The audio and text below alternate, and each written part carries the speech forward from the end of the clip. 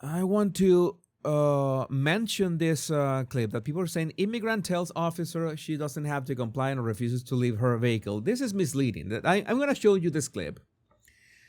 That is somewhat related to what we are talking about, but this is not, or we don't know if this is an immigrant. This could be perfectly a United States citizen, and this is not ICE. We see in the beanie of the officer that this is the police. All right, this is not ICE. This is the police. But the exchange you're about to watch, is a bit disturbing because my question is, if you have an officer, a law enforcement officer, right on the other side of your window, right in your car, and the officer says that you have to get down or get out of the vehicle, get out of the car. Oh well, I think that you should comply.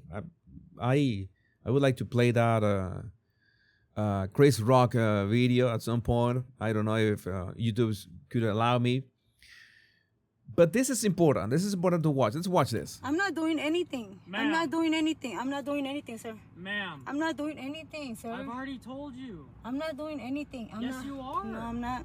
I need you to unlock the door. Okay, we already Roll spoke down the about this, sir. window. I'm not doing anything to y'all. Unlock the door. Notice that it's very simple. The command is very simple. Unlock the door, roll down the window. It's very simple. Comply, as CW says. It's very easy. It's one word. One word, comply. Go for it. I'm not doing it. They wanna. And there's another police officer on the other side. This maybe he has got a bad day. Maybe he had an argument with his wife that morning, and you know, all these are human beings. That's why I tell you over and over again, watch that movie Crash from 2004. Watch the movie Crash from 2004. That movie changed my life. They wanna Yes. break the you need windows. And this tow truck over here came over here too. I don't even know. to. Just unlock the door and Just unlock the door. Sir, I'm not gonna do it because unlock the I'm door not doing and nothing step to out. y'all. Yes, you are at this time. I told you, no, I'm not. You are not listening. And notice the patience. Notice the tone. He's not raising his voice. Really, he's being very polite about this. But being polite can only get you so far. It's not about I already told you. No, sir, it's not that. I'm not doing anything to Yes, y'all. you are. No, I'm not. You are not listening to me. I am, sir. You're not free to go. You're not free to drive away. It's Okay, coming. I It's understand coming. that, You're sir. obstructing. The Wait car for has it. to be towed. No, So it you need to doesn't. step No, out. I no, it doesn't, sir. Yes. Like, I'm you are gonna get. hazard-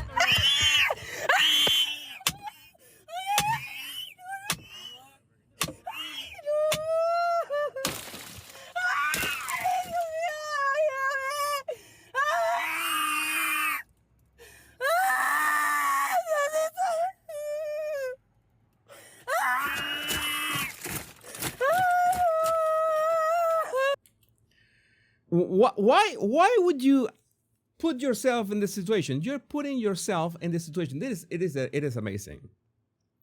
I mean, this is not a body cam footage. Was recorded by herself.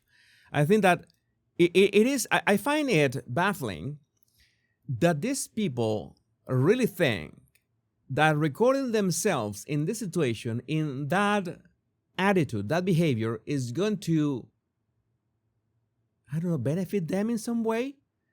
As in, you know, I'm going to protect myself, and I'm not going to comply with a direct request from a law enforcement. it is. I don't know. I watched this and I couldn't stop laughing. Yeah, you play stupid games, you win stupid prizes. J no more numbers. That's this is how this works.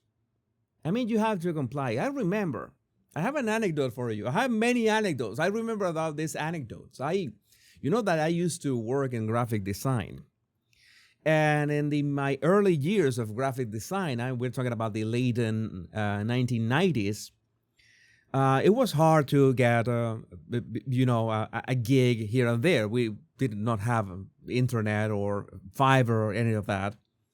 But I got a nice client, in which I worked for him. It was an attorney, and I designed a book cover and business cards and a lot of stuff.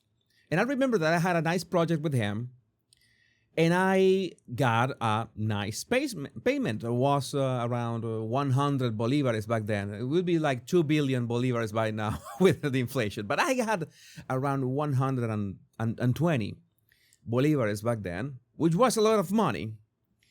And I remember that I had to go to the printing press because I owed them some money. I paid to the printing press, and I went with my car. It was in downtown, that's the city, a very small, in the old downtown of the city. You know that you have small,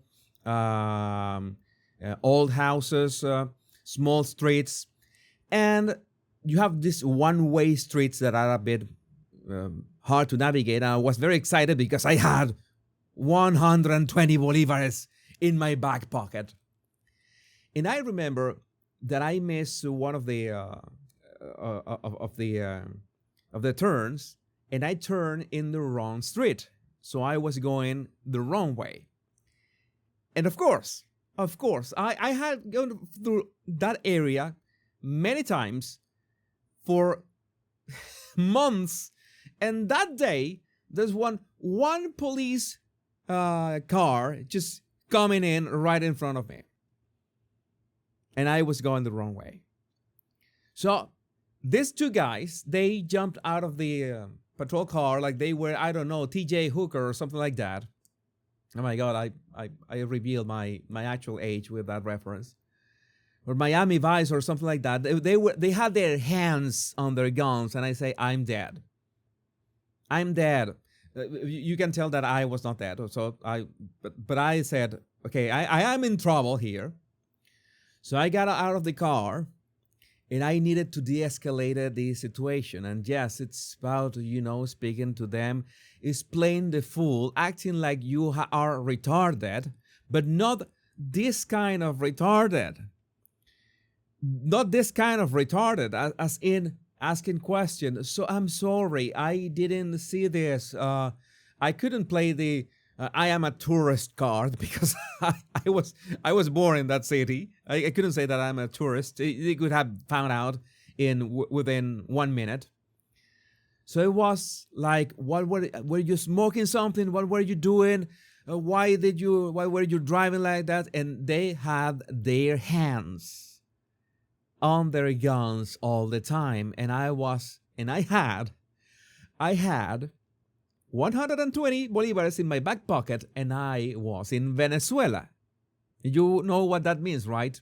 That if you get pulled over by the police, you have to grease their hands so you can, be free. But I knew that if I reached for my back pocket, they were not going to shoot me. No, something worse was going to happen. If I got my pack of bills out, they were going to see my pack of bills, and I certainly would have preferred them to shoot me before giving them my payment of months working for this guy. So I said, I apologize, like I don't know 1,000 times. I tried to, this is not going to happen. This is the first time. You can check my records. I was just distracted. I don't know if I made something up about a family member with an illness. I've been this all week. I'm sorry. Sub story. It's better to give a sub story than to give your hard-earned money. Although I was measuring maybe a .38 bullet to the arm, maybe it would not be that bad. And I did it. I unlocked them. I persuaded them, and they just let me go with a warning. And I was, oh my God, I have this power of persuasion. It's like, it was like Spider-Man being born. Okay, I can persuade people. I can only design books and business cards, but this is what you need to do. You comply. You get out of the car. You get out of your car. Did you cry? No, I did not cry. I did not cry. That would have been bad. That would have been bad, but I did not cry. But I complied.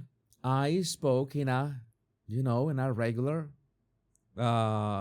voice tone. I tried to de-escalate the situation, and I did not have to give them a single bolivar, which was one of the greatest wins in my life. I have to say that. If you're from Venezuela, when I remember that I felt when I got inside my car, I backed down and went through the right street. This was this adrenaline rush. This is like, I don't know. I already had this adrenaline rush, but it was all this 10 million needles penetrating my skin, as in, wow, I did it. But 2 things, please: comply, obey the police, make sure that you don't do anything stupid, and if they tell you get out of the car, you get out of the car. So, anecdote of the day. Nice anecdote of the day. We can move on